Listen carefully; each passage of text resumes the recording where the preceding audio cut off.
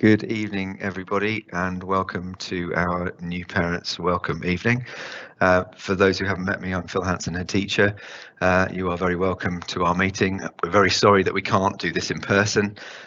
We had hoped that things would be easier this year, and clearly they are. However, we do need to maintain some COVID security, and so we have decided that we'll hold large-scale meetings virtually. For the time being, but we do hope to see you in person sometime soon. Thank you very much for coming.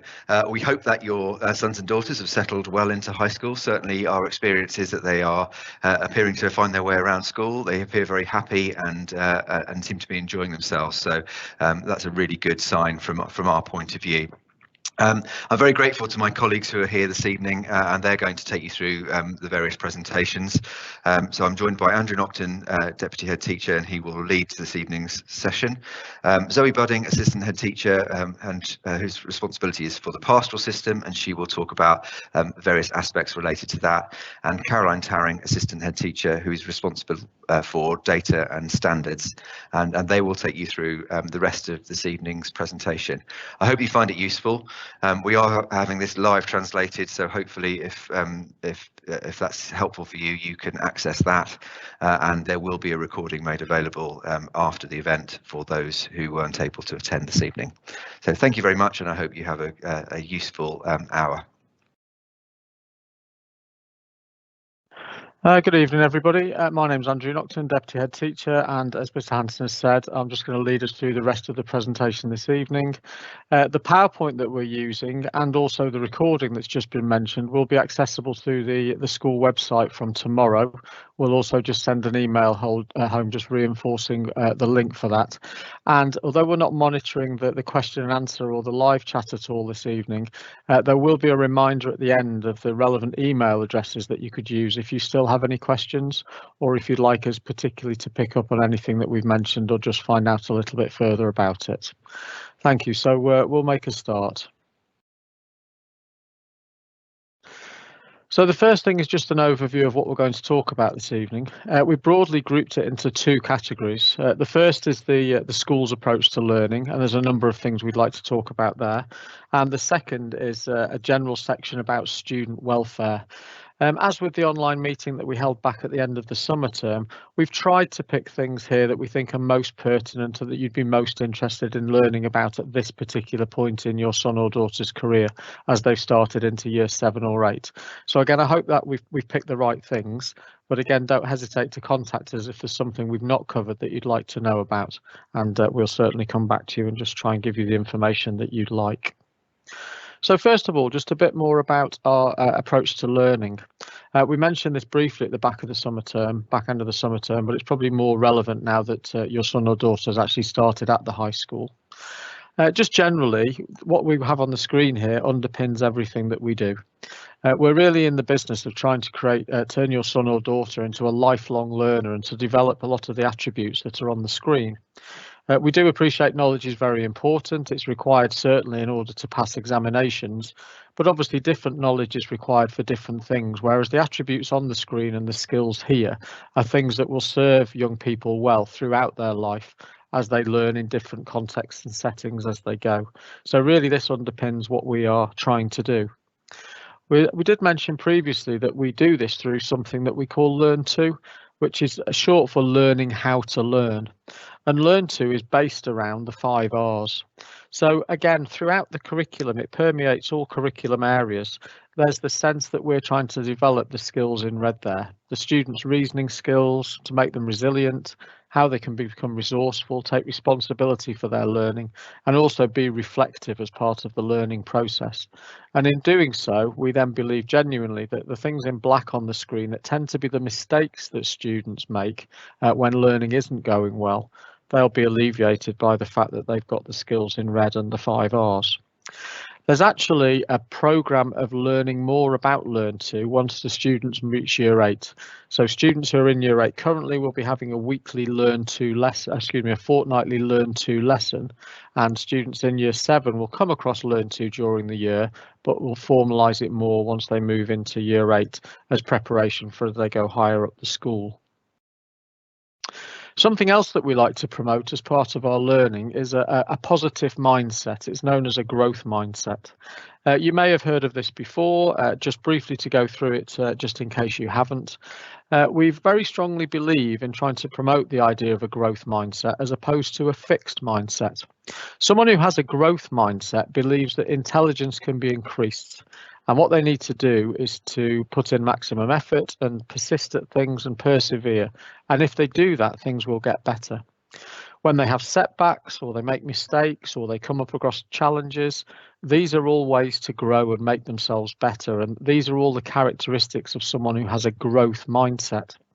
And the research and the evidence suggests that someone with a growth mindset is more likely to have improved attainment, they're more likely to be motivated, they're more likely to behave, and they're more likely to be satisfied with all aspects of school and particularly their learning. So the idea that students believe they can get better is really very important and something we promote, and certainly something we would ask you to support at home.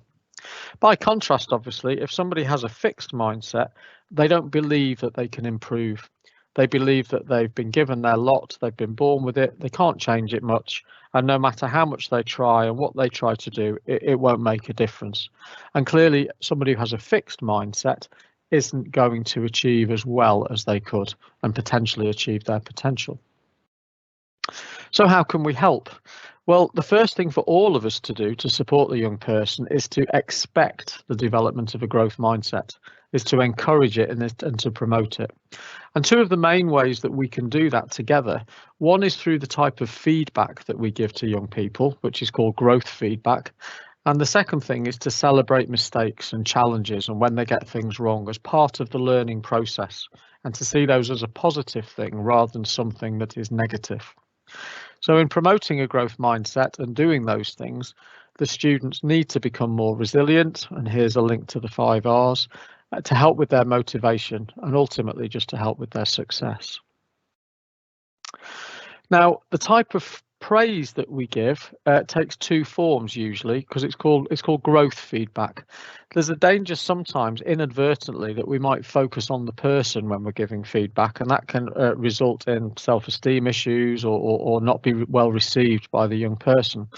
But instead we try to focus making sure that the feedback that we give hits two things. The first is what we call process praise. So the praise is very much focused on the level of effort that's been made, the types of strategy that's been used, or how the student may have dealt with setbacks. And so setbacks or a lack of effort or inappropriate strategies, it is fine to talk about because they're part of the process of learning. They're not about the individual themselves. Similarly, it may be when a particular task is being undertaken that the praise is very specific and focuses on things that have been done very well during the task itself. So if they're doing a science experiment and diagrams or geography or whatever, and labels are required, we might be praising that. We might be praising a piece of writing that's got hardly any spelling mistakes. We're always trying to pick on things that are slight improvements on the previous occasion to show that there's growth and progress. But also if things aren't quite right, we do highlight them, but they must be task related. They must be about the specifics of what the student was trying to achieve in order to do a piece of work very well.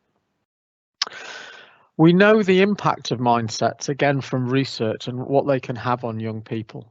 So again, we believe in this because we've looked at the research, and I won't go through all of this, but this information will be available for you to look at in a bit more detail should you wish. But a student who has a fixed mindset is very much fixed on the end point, fixed on their performance. They don't necessarily cope with failure very well because they think it might be a sign of ability and therefore setbacks too. And you can see it has a knock-on effect to a number of areas to do with self-esteem and behaviour and effort and so on. So again, a fixed mindset and the encouragement of a fixed mindset or the reinforcement of a fixed mindset is not something that we try to promote. By contrast, the growth mindset, more about focusing on the learning. The idea being if the learning's focused on and that's going well, the performance will follow. So the student is not threatened by the idea of hard work or failure. mistakes, again, part of that process, and then a number of things follow. We're very much into the students' well-being at Pershore High School, and so the idea of trying to nurture self-esteem and make sure that we're working with the students so that the learning experience and their general time at school is a holistic one, a rounded one, is very important. And again, a growth mindset really does aid that process. So a little bit sort of quick, but learning how to learn are things that we focus on as our growth mindset. One area that you'll find that these come to light the most is probably during home learning, during homework. It's very possible here for a student to display a growth mindset or a fixed mindset and also show their learning to learn skills in action. They become very apparent during this. So we'll talk more about home learning as we go through the presentation, but just to let you know, to find out if you haven't already, that all homework set is via ePraise, and Mrs. Tarring's going to talk about ePraise shortly. We do look to set a range of types of home learning, so they could be tasks that are about knowledge consolidation or the development of skills or pre-learning things for an upcoming lesson or researching things, or they might be tasks that consolidate what's come from a lesson. Sometimes what we ask is that the students do formative types of work, so maybe work where they are picking up on improvements they've already been given and trying to show how they've moved that forward, or it might be something summative, which is trying to show how much they've learned over the course of a number of lessons or about a particular topic. So we do try to vary the types of homework that students receive. And similarly, through the use of home learning and homework, we're trying to develop those foundations for independent learning and teaching good ways of working, because ultimately, obviously, as the students move up the school beyond years 7 and 8, these skills come much more to the fore, particularly once the Key Stage 4, the GCSE qualifications and into A level and beyond become apparent. So it's very important from that perspective. Sometimes it may seem a little difficult at home. Some of the conversations, all of the people giving this presentation have children of secondary school age or recently been through it, so we know how it can be. But it's quite important, if you can, that you try to engage your son or daughter in a learning conversation if you can periodically. We find, obviously, if you ask the question, what did you do today? The answer can be very brief indeed. Whereas if you ask the question, what did you learn today? It opens up the conversation a little bit more, allows for a little bit more explanation. So if we're asking about what things, you know, that the student found fairly easy, which things the student maybe came up against which were a bit more challenging, and then start to explore why that was, and possibly, as we get used to it, talking in terms of the 5 R's about how the student was able to move on or how they could move on if they're at a bit of an impasse with a certain thing, then it tends to lead to more productive conversations. So we know it can be difficult and doesn't happen all the time, but it certainly helps if the student gets used to talking about learning at home in the same way that we would encourage in school. We know that you do, thank you, but just a reminder that we promote with the students sort of healthy body, healthy mind. So we obviously encourage the students to be hydrated whilst they're in school. We encourage them to be eating healthily because of the knock-on effect that has. We encourage them to be getting the right amount of sleep, because obviously, particularly when they start at high school, it can be a very tiring experience after a long holiday. So it's important that these things are in place. As much as you can, and we appreciate it's all due to context, but providing a suitable learning environment at home in terms of somewhere to work for the students, again, we appreciate if you can. The homework and level of homework will obviously increase as the term goes on and through the student's career, and to have a place that's suitable for home learning, if it's possible to create that, really does make a difference. So we appreciate all the efforts that you can make in that regard, and I think it really helps the student to be motivated if they know that obviously home and school are working together in the same way to try to support the students' learning. Thank you. I'm going to we're just through the presentation, just going to move through a number of topics, as we've said, so just to give a flavour and hopefully touch base on a range of things. So just move on a little bit now to explain the teaching groups in year 7 and 8. So obviously you'll have the students' timetable, and that will be accessible through ePraise. We'll show you how shortly if you haven't already, and there'll be some coding on the timetable as to groupings potentially, and this is just what they mean. So in year 7, for the majority of lessons, all of the lessons and subjects other than those listed underneath the table, the students are divided into 4 groups. We have 3 groups which are roughly similar in ability. They're what we call mixed more able groups. The numbers in the brackets are the maximum group sizes. And then we have 1 group for students who benefit from some further support. And that group is obviously a little bit smaller, and some of the TA support that we have is directed a little bit more to that group. So for the majority of the lessons in year 7, that will be the pattern, apart from the ones underneath, where there are mixed ability different groupings for technology and PSHE, which are the same group, PE, where the whole band is taught together. And then the 2 subjects at this stage which are set are maths and science, and those 2 groupings at the moment are the same. It's the same group for maths and the same group for science. And so I'll come on to in a little bit how that might develop and change, but that's just the setup that we have at the moment, with the groupings determined based on the prior attainment data that we have received from primary schools thus far. It's a very similar picture in year 8. The only difference being that because the year group is larger, we've got 2 bands. And so again, we have 4 groups which are sort of mixed more able groups across the year group. We have 2 groups which are more intermediate groups, and then we have a some support group at the end of the X band, and then in the Y band we have a full support group. So you can see the ethos behind it. We're trying to make sure that we're putting students into groups, again, based on the prior attainment information we've received, that's suitable for where they are at the moment. The one thing I would stress is that these groups are flexible. We have sort of data points, at least termly, where we review a student's performance, and these aren't fixed significantly. So if we genuinely feel that a student is in the wrong group, or a student's developing or progressing at a pace which is faster or slower than expected, it's all fine for us to look to review the groups, and that's where we just work together to make sure we've got the settings right. In year 8, again, all subjects are taught in the group type that's in the table, apart from this time it's technology and learn to, which are in a different grouping. PE, again, the students are taught in just their band, so not the whole year group this time, but either the X or the Y band. And then there are setted groups, again, in maths and science, where it's the same group, but also in English. And just to make the timetable work, we pair citizenship with English, so that it doesn't need to be, but that's in those same English groups, so setted in a way too. So I hope that gives you a bit of an understanding of what the groups are and what they mean. If you can't find the student's group label, as it were, please just ask your son or daughter, because they will know what group they're in. So obviously that should make it just a little bit clearer as we go. Final couple of things from me just from this section. A few dates. These will obviously be published formally via letters and so on at the school, but I just thought I'd give you a heads up now about some key signposts just for the rest of the academic year. So what this shows is that in the autumn term, all year 7 and year 8 students are just going to undertake what we call cognitive ability tests at some point in this autumn term. Effectively, to gain a better understanding of the learning needs of our students, we're going to administer these short cognitive ability assessments to all students in year 7 and 8 once they've settled into the school.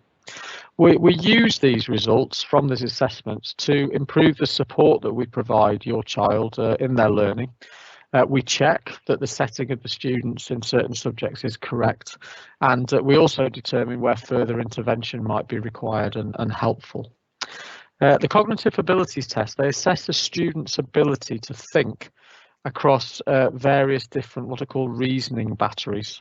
So it might be verbal reasoning, testing their ability to think with words. It might be quantitative reasoning, their ability to think with numbers. It might be non-verbal reasoning, thinking their ability to use sort of shapes, and then spatial reasoning with shapes and space. So they're quite general tests. And I must stress they're an assessment of ability. They're not an assessment of attainment, the level where they are.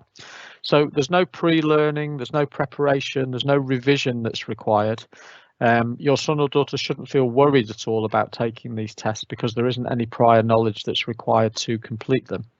But the results will be used along with our internal assessment practices to help inform the teachers, about the strengths and areas for development of each student, and to make sure that we're supporting them in the best way that we can. So there'll be more information to follow about when the CATS tests are, and we'll obviously talk to the students in school just to tell them about the organisation and the focus and the justification for these, whilst obviously reassuring them about them. A few other key dates just on the slide, again, that they're roughly mirrored for each year group, but slightly different times. So you'll receive an autumn term report. This one isn't, as you'll get used to for the rest of your son or daughter's school career, a progress report. It won't report on, as yet, on the progress that they're making in their various subjects, because it's early days in their school career. And in this first report, we like to focus on how they're settling in. So the main thing that we look at is their attitude to learning. So we give a grading, if you like, on their attitude to learning in the subjects, and then just a brief update on any other key characteristics to do with them, just to give you an indication of how they're settling in. This will also be linked, as I'll show you just shortly, to our parents' evenings for the year are also in the autumn term. We know from experience, and we believe it's really important that we have early contact. I think it helps to reassure the students. It's very nice for us to make contact in the autumn term, and so we have the parents' evenings towards the end of the autumn term, just again to be able to talk through the settling in process and make sure that everybody's happy. In the spring term, there'll be a progress check issued, and this will be the first time that there'll be data which shows the progress that's being made by your son or daughter in each of their subjects.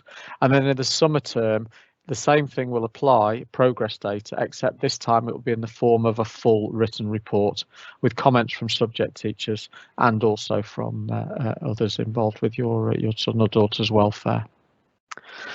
I'm not going to spend an awful lot of time just focusing on this, because this won't come to you for the first time in this form until the spring term. But I just wanted to give you sort of a heads up, if you like, about our progress check and report data.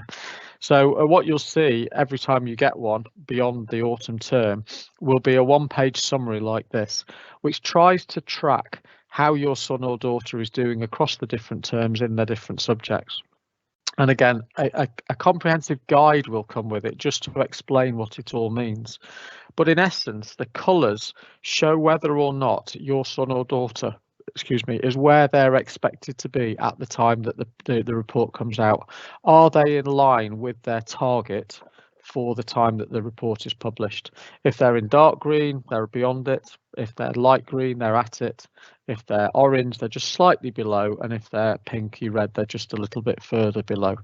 So it just shows an idea of, are they making the type of progress that we would expect? And the third column along, I appreciate it's small on the screen, is a target that we give to each student. And the target indicates roughly what trajectory they're on in terms of their expected GCSE performance. So again, I won't go into that detail now, but it just gives you an idea of where they're expected to be and are they on the journey for that. And again, we'll put more detail together at the time that you receive the first report by way of explanation. Final thing from me just in this section, just to continue, the dates of the parents' evenings are there. For year 7, it's the 11th of November. For year 8, it's the 9th of December. As Mr. Hanson said, just with our COVID restrictions at the moment, our parents' evenings are conducted online via Microsoft Teams.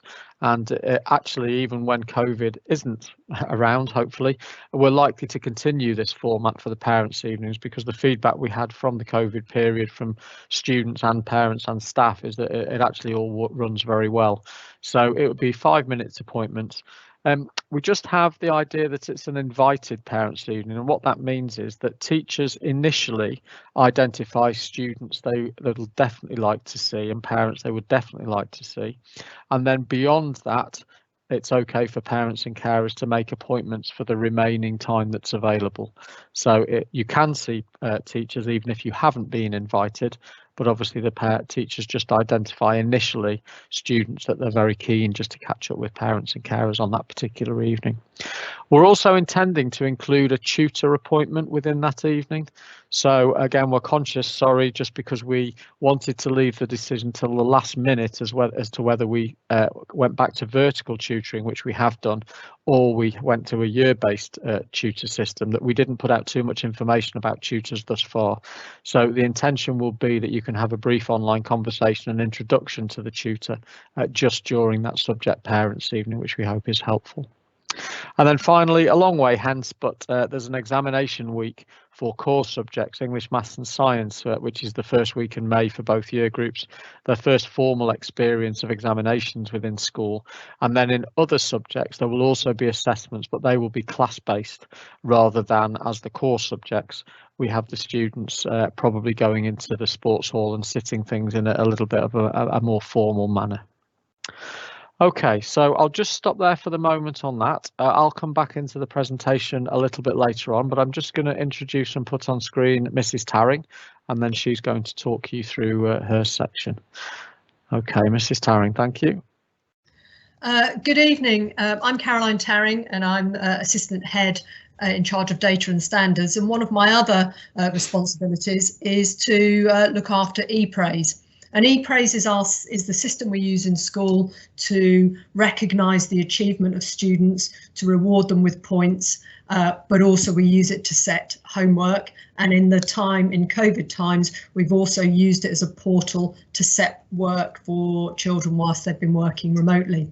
So I wanted to introduce you to ePraise. All of your children have already been introduced to it. They all had a session in the IT rooms on their very first day when they were given their login, and they logged into the school system and they logged on to ePraise. And in fact, I've just been and checked, and even just this evening, 60 Year 7 students have been on ePraise this evening, and over 100 Year 8 students have been on ePraise this afternoon or this evening. So it's already being really, really well used, but it's also can be accessed by parents. So the purpose of the ePraise system is to encourage positive behaviour. What we want to do is every time students do something that we think is worth recognising as being a positive thing, we will award ePraise points. And that can be for positive behaviour, a good piece of homework, good contributions in class. It can be kindness to other students. It doesn't matter what it is. When we see things that we think need to be recognised, this is the way that we would do it. We would award those students points. They can also be awarded points for joining in with clubs or the school production, or all sorts of different ways in which students could get points. Mr. Nocton, can I have the next slide, please? So as students are awarded points, they go towards a house cup. There's also sort of a league table for tutor groups. Students can see how many points they got, and they're recognised in assemblies. And also parents will be emailed when milestones are reached. So you will receive an email as and when your child receives a certain number of points, and with increasing points, more and more milestones can be met. We also award things called achievements. This is where a student has shown consistent good effort in a lesson, for example, over the course of a term, or has contributed significantly to a sports team or a club. So in addition to the points being awarded, achievements recognise real commitment from the student. On ePraise, students can see who have awarded them the points. They can see the achievements they've received. They can see their milestones. They can see league tables. They can see where they are in the whole school. They can see where their tutor group is, and all of this is designed to promote positive behaviours and so that our students can excel. Can I have the next slide, please, Mr. Nocton? So there are two ways in which parents can get onto ePraise. One is just to go to the school website, and there's, if you just scroll down a little bit on the right hand side, there's an icon where you can click on ePraise, and that takes you to the ePraise website.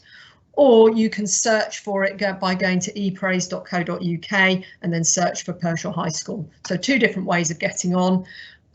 When you log on, the email you must use is the one that we have registered. You have registered with us as a school. It won't let you on with any other email address. So if you change your email address, please do let us know. We can update our records and that will then update ePraise.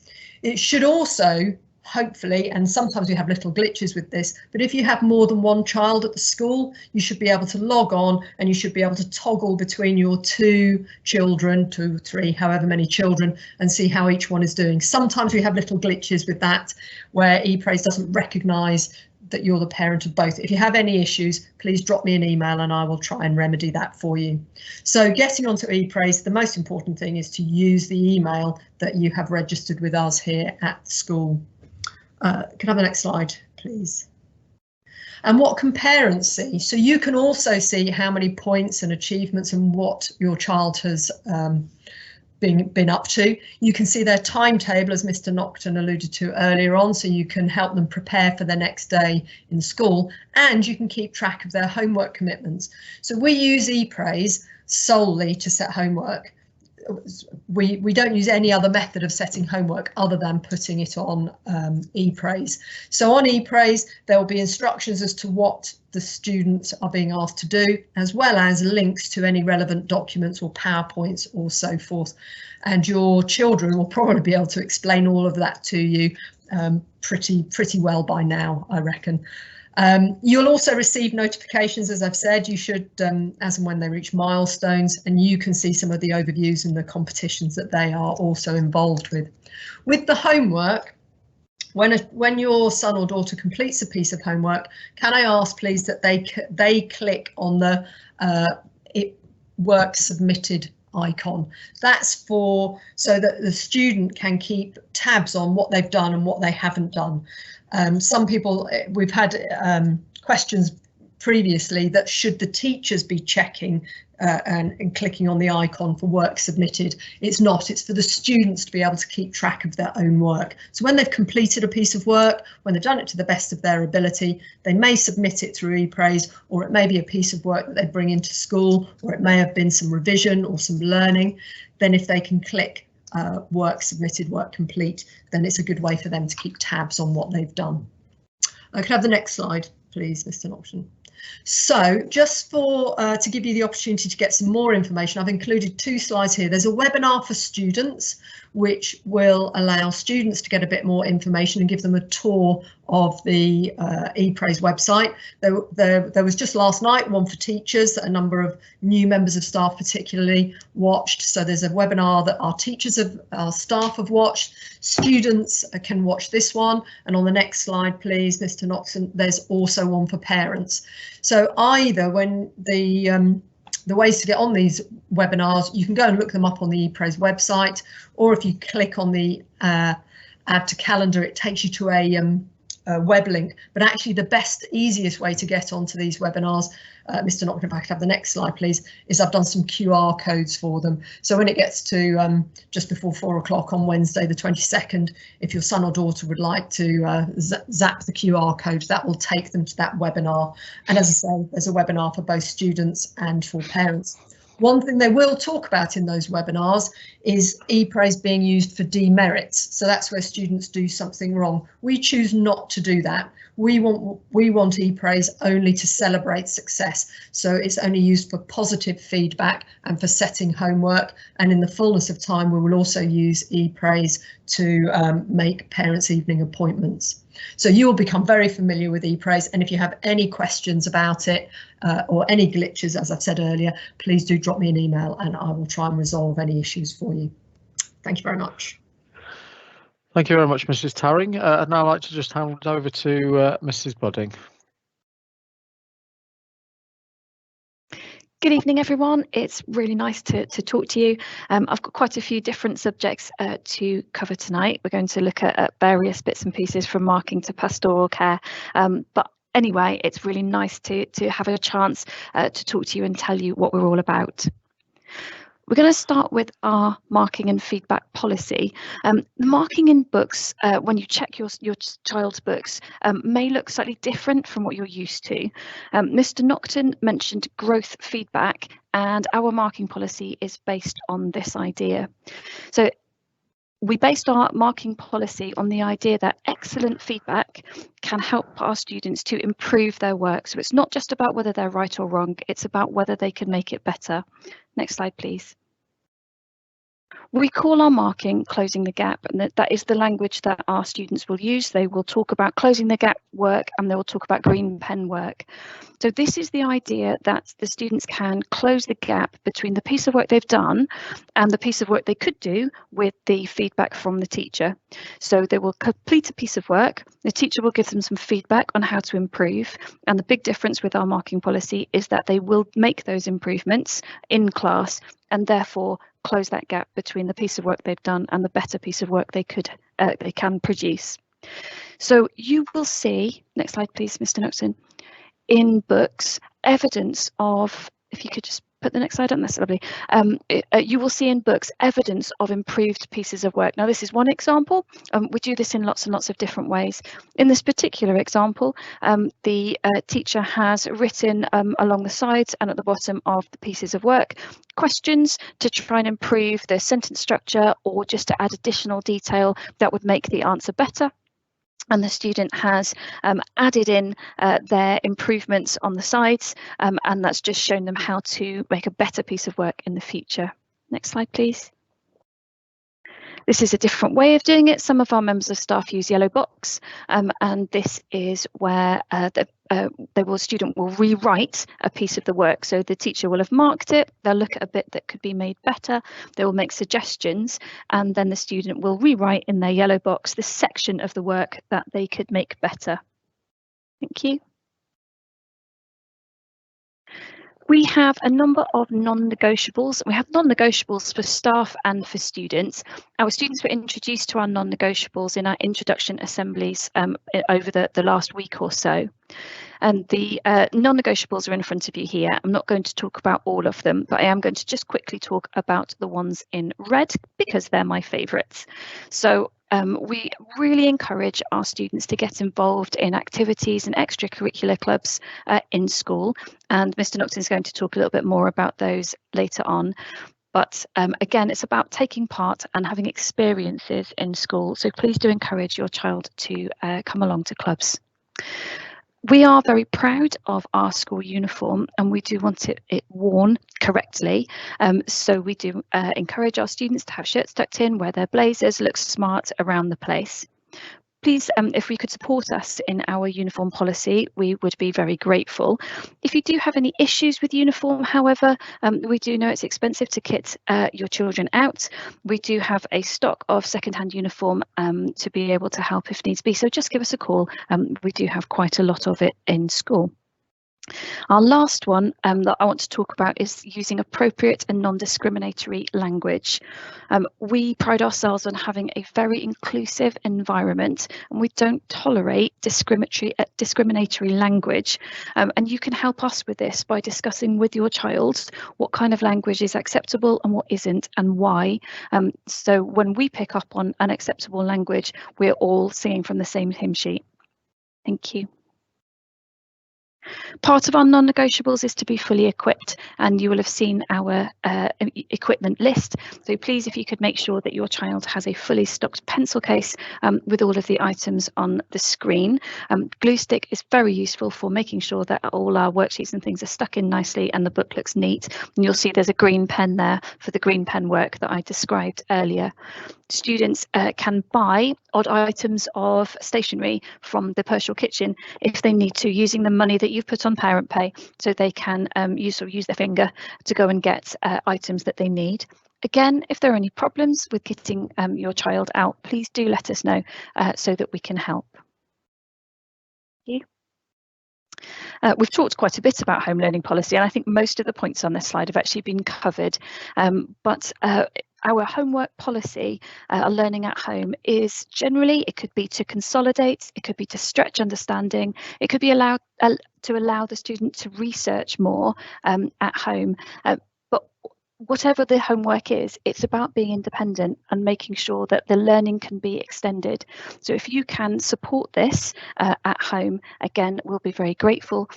You can use ePraise, as Mrs. Tarring said, to see what's being set and just make sure that your child is on top of it, because sometimes organisation is quite difficult, and your support in that would be greatly appreciated. Thank you. We as a school don't tolerate bullying. Our anti-bullying policy, as it says here, is simple. You need to tell us if there is anything that you are unhappy with, your child is unhappy with. None of our staff, and I hope not our students, will accept that bullying behaviour. So please do tell us if there are any problems. Our anti-bullying policy is on our website, and we're currently in the process of setting up an anti-bullying working party, which will be made up of staff and students to update the anti-bullying policy and work together to make sure that everything we do works for our students. Thank you. As Mr. Nocton mentioned earlier, we consider ourselves a very supportive school, and so we're going to talk just a little bit of the next few slides about the support that we can put in place for your children, either academic or pastoral. As we've said before, your child's house team is absolutely paramount in ensuring that your child is supported, either your head of Armstrong, Magellan or Kingsley, and they are currently found in a house hub in school, and therefore they're working together as well to ensure that we've got the best pastoral care we possibly can. As you'll know, we're really pleased to be back in vertical tutor groups. So for many students, actually, I've got a new student this year, not just your child in year 7 or year 8, but our year 9s haven't been in vertical tutoring before, and it's been quite a while for our 10s and 11s. So your child is not just the only new child in a vertical tutor group. So your child's tutor will be checking in with them every day and making sure that they are happy and looking out for any issues. Our safeguarding team is a team of a few members of staff. I'm the designated safeguarding lead. Mr. Campbell, who you've met in previous evenings, the Senko, Mrs. Cookson, Mrs. Kilmister, and Mr. Nocton are all deputy safeguarding leads. Thank you.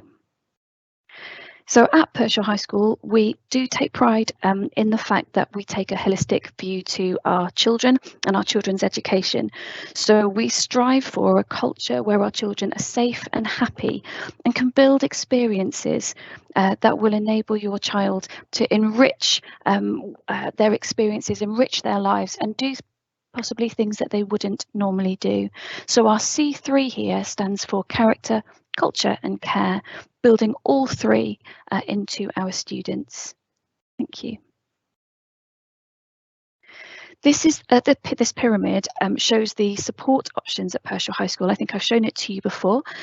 You'll find it on our website under safeguarding, and it's a very flashy bit of kit on the website because you can click on any of the parts of the triangle and it will take you to more information for that part of the pyramid. So the way this works is the bottom part of the pyramid shows support options that everybody accesses, so tutors, PSHE, Society and Ethics, RSE, etc. And our next two are our early help offer, which I'll talk about in a second, and our top part will take you directly to where we can make child protection referrals or family front door referrals for those very high level support options. Next, please. The tiers 2 and 3 on our pyramid cover our early help offer, which again is on our website by clicking either tier 2 in-school support or tier 3 external support on our little pyramid. And that may include in-school, such as pastoral mentoring or academic mentoring, which we manage with our own staff. We have a wellbeing mentor, Mrs. Ambrose, who is available to chat to students. We can make appointments with her through the house team. Very excitingly, we have a new education mental health practitioner named Mercy Bidet. She's part of the government's mental health support teams in school campaign, and she is a qualified mental health practitioner who we are able to make referrals to. That will start as of next week. We have very strong links with our school nurse. We have a number of places where you can signpost students to and parents for specific issues. Cooth is a mental health support website which is run by the NHS. Healthy Minds is also a mental health support website. YMCA, Gender Trust, various other websites that can support with lots of different issues. And we can refer to specialist services. So, for example, drug and alcohol misuse services, bereavement services, and a number of other areas for specific specialist support. Thank you. In school, if a student has a query, they're not quite sure who can help, we have a student hub. The student hub is actually found very close to the reception in school in the foyer, and this is where our student support staff are gathered. So our attendance lead, our student support officers, and our medical room. So for any query and a medical issue, students should report to the student hub. I think probably everyone's quite used to that even already. And from there, they can be directed to the correct member of staff that can help them with whatever query students bring. Thank you. I think we spoke in the earlier information evening about attendance and how important it is that we know if your child is not going to be in school. The easiest way to do so is to email the school at studentabsence@, and then the rest of the email address pershaw.wars.sca.uk, or phoning the student absence line using the school number. But the earlier you can do that, the better, because we do have a very large number of students, and we need to make sure as quickly as possible that we know where they all are. If you would like to be in touch with the house team directly, you can do that using the house team emails, Armstrong Centre, Kingsley Centre, Magellan Centre, and again, it's at pershaw.wars.sca.uk.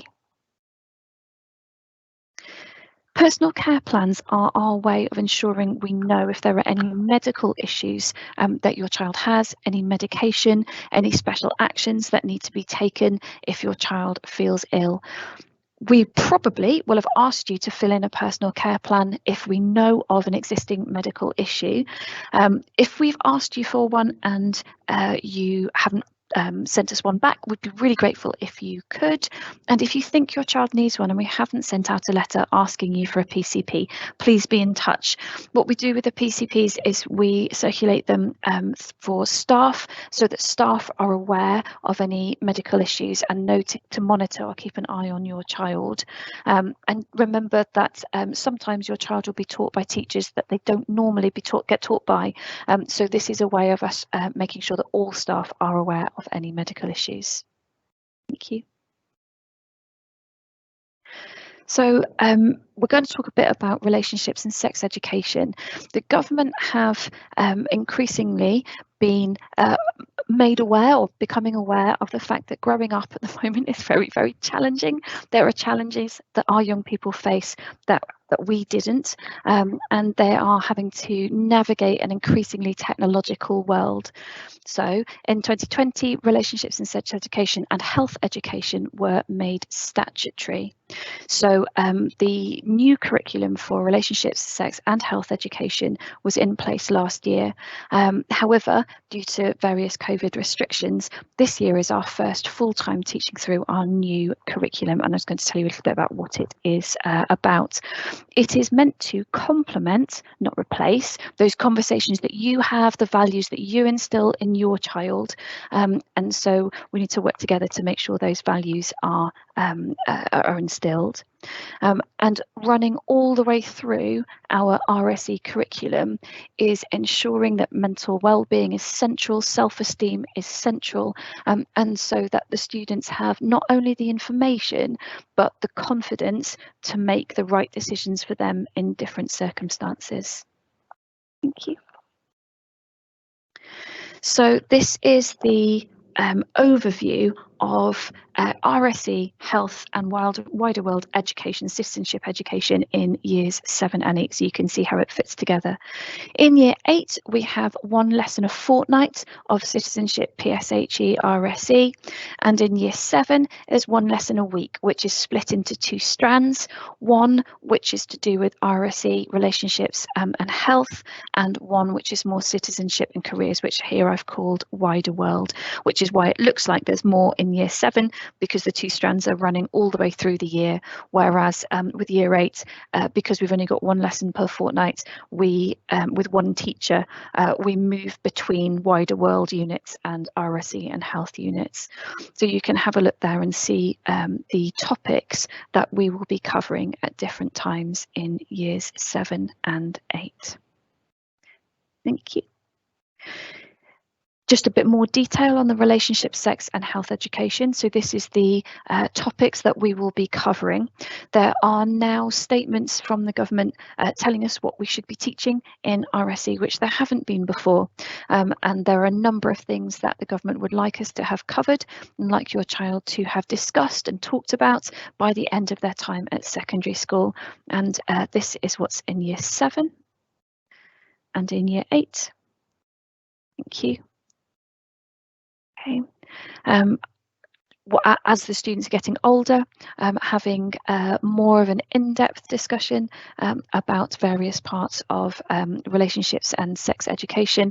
And here, as you can see, in years 9 to 11, again, as the students get older, the discussions will become more adult and more complex, and be covering topics that will be useful in adult life. Thank you. This is the relationships and health education in more detail in years 9 to 11. So what we're building up to through years 7 and 8. Thank you. Now, it may well be that some of the topics that are discussed in RSE are very personal for your child, or, depending on experiences, even traumatic for your child. If you think that this might be the case, please do talk to us and we can talk you through exactly what's taught. We can talk your child through what's being taught, and so either making it a bit better for your child or exploring other options. If you think that your child will have any difficulties with any of the topics that we are teaching, please do call the house office and they will discuss it with you, or pass it to me and I will discuss it with you. Thank you. You do have the legal right for your child to be withdrawn from some or all of sex education as part of the statutory RSE curriculum. We would like to think that the education is very valuable and you would be happy with what we're teaching, but if there is any sort of issue that you would like to discuss, please again do get in touch and we will have a further discussion and explore the different possibilities. Thank you. RSE, PSHE, citizenship curriculum isn't the only place that we talk about being emotionally, mentally and physically healthy. We do talk about these things in tutor times.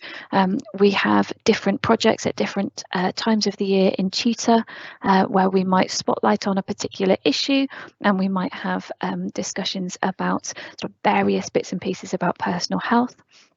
Personal health is also discussed in different aspects of the curriculum. So, for example, I'm a scientist. In science, we do talk about contraception in science, or you might talk about bullying in English. There might be an ICT certainly do lots and lots surrounding online safety.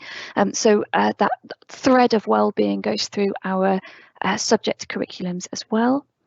And assemblies are intended to be sort of thought-provoking and interesting, getting people to think about different types of topics. We have people coming in. So, for example, next week we have the curate from the Abbey coming in to talk to us. We sometimes have the police coming in. We have various other speakers through assemblies. And as we've said before, we have a wide-ranging early help offer where we can offer self-help, signposting and support. Thank you. Thank you, Mrs. Budding. Just to finish this evening, just a couple of final sections from myself again. One, just a link to what Mrs. Budding's just said around online safety. it's an area that we believe that it's obviously beneficial for us, all of us, to be as aware as possible. And I just wanted to signpost for you, if you weren't already aware, the Think You Know website, which is run by CEOP, a government agency, but it's very good. And one of the aspects that I think as parents sometimes we struggle with a little bit is to get good information about our students' online presence and what your son or daughter might be doing and how to support them. So I won't go through these slides in detail. They'll be there for you to reference if you wish to look at the presentation again. But obviously there's a range of things that young people are doing online at the moment. Online, particularly in terms of learning, can be incredibly powerful and very beneficial indeed. But we're all aware there are a number of dangers to the online world, and we need to make sure we've educated the young people accordingly. One thing sometimes that we find difficult is to start conversations, a bit like the learning conversations with our son and daughter about this. And a few good ideas, that come up. One is for them, obviously, often they know quite a lot more maybe than we do. So to try to put them in the role of teacher and to try to initiate conversations where you're asking for information and they're teaching you about how certain apps or certain things work, and that generates conversations about their usage and so on. Another thing is to draw up your own kind of protocols or, a contract effectively about usage, so that you have that conversation, you try to draw up those parameters and they're clear to both parties. That's an important conversation to have. The other thing the website has is a number of video clips that, again, it can be very helpful for you to sit and watch together, and then that will generate conversations about what you want the boundaries to be in terms of online usage. So there's a number of things you can do to get those conversations started. Sadly, we have to face up to the fact that there's a number of risks, obviously, that your son or daughter might face on the online world. Some of them are just listed there. And so, again, it's important that these conversations are had about how the child is protecting themselves and how you're supporting them in doing so. And the Think You Know website provides a lot of really very useful tips. So again, you may be aware of a lot of these, and apologies if this is obvious, but sometimes it's useful just to run through a checklist of things to refresh our approach and just to make sure that we're being as supportive as we might be. The website that you need is just on the bottom of that slide, www.thinkyouKnow.co.uk. It has a number of sections to it, particularly a parents one. And what you find when you go to the front page is different sections that you can go into. So there's the parent one. Your son or daughter, depending on their age, can click on the appropriate section. We have a section for school staff and those of us in education. So there's really quite a lot on there, some of which I've just highlighted on the right hand side, which again, it's difficult, I appreciate, but these are things that really an open conversation about these wherever possible would be tremendously helpful. And so CEOP on the Think You Know website provides guides. They provide information about these various topics that we might struggle to talk to our son or daughter about or find it difficult to. And so, again, it's helpful to read those guides, get that guidance, or engage your son or daughter in conversation around these. There are a number of other support organisations just in relation to the online world. So again, if you want to explore any of these or check them out, they all provide really very useful information and helpful information to us as parents about supporting our sons and daughters and making sure they're staying safe online. So I hope that's useful. Just like to finish with a few almost housekeeping issues. We've been very pleased and impressed with the start that the Year 7 and 8 students have made. We hope that the feedback that you're getting is positive and that your sons and daughters are happy having started with us. Please do let us know, obviously, if there's any issues we should be aware of or any teething issues, because we'd like to be able to try and sort those out as soon as we can. Just a few pointers. We are starting to send out, we started today, home testing kits for COVID lateral flow tests. Please, if you can be testing weekly, if you'd given consent, obviously, and if your son or daughter had appeared the day before term officially started in school for a test. And if there is a positive lateral flow test, please then do get a PCR test for confirmation. I'm attending actually a seminar on Monday just about the school's role in possible use of COVID-19 vaccination. So obviously, as soon as we have more information in school, we'll pass that on to parents and carers about what that's looking like. Students in Year 8, you'll be aware, tomorrow have an HPV vaccination. And we did just recommend to students today that if possible, they come in a short sleeve shirt just to give easy access. Or again, if that's not possible, that's fine, but potentially they wear a t-shirt underneath their shirt tomorrow. Obviously not one that's going to compromise our uniform regulations, but it would just make them more comfortable if a shirt has to be undone or a blouse has to be undone to gain access to the upper arm. These are things that they might just feel a little bit more comfortable with. Break and lunchtime arrangements are going well. We've specified very specifically areas just for Year 7 and 8. We've given them separate queuing. We've allowed them access into the dining facilities ahead of the other year groups, all to hopefully mean that they're embedded and feeling comfortable about things. Apologies if on a couple of occasions, the demand has been such that students haven't been able to get everything that they wanted in the time allotted. But as of next week, our in-school COVID testing centre that's being used is actually one of our serveries. So once the in-school testing is completed, the capacity within school from a catering point of view will increase. So any teething troubles there have been should be alleviated from that point. Again, if there's any parent pay issues, then please just get in touch with the finance team. They'll happily just sort those out. As you're aware, we have very strict mobile phone policy. We welcome the students bringing them into school, but if they're seen or heard, they're confiscated. Please, could I just impress upon parents not to try to contact your son or daughter during the school day, if you can, because obviously if they've left their phone on inadvertently or it's not on silent and it goes off, then it will still be confiscated. So if you wish to make contact, please do so obviously just via the school office, and then if it's anything urgent, we can get you access to your son or daughter, or vice versa. We tell them if they want to contact you for any reason, we can organise that rather than them trying to surreptitiously use their mobile phone and potentially get themselves into trouble, if that's okay. Mrs. Budding talked at length about uniform. We've been impressed with that. On any occasion, if there's a uniform issue, problem getting hold of something, or something's not right on a particular day, the best thing to do is to send a note in with your son or daughter, just so that we know it's a legitimate thing, it's come from yourselves, and then obviously we can deal with it by giving them a uniform pass for the day or something like that, so they don't get into further trouble. So it would be helpful if you could do that. And then finally, we said to all students in their very first assembly that we expect 3 things. And if they do 3 things during their school career, they're likely to be very successful. One of those things is to take responsibility for their behaviour and actions. Another of those things is to try their best in all that they do. And the third thing is to get involved. And so today in school, just at lunchtime, there was what was called a freshers fair. I appreciate this is small on the screen, but it's available on our website. It just lists all of our clubs and societies for the autumn term, and we really do encourage our Year 7 and 8 students to get involved. So hopefully they'll maybe try something either new, just to give it a go, or something they're already very interested in, just to keep up that skill or interest.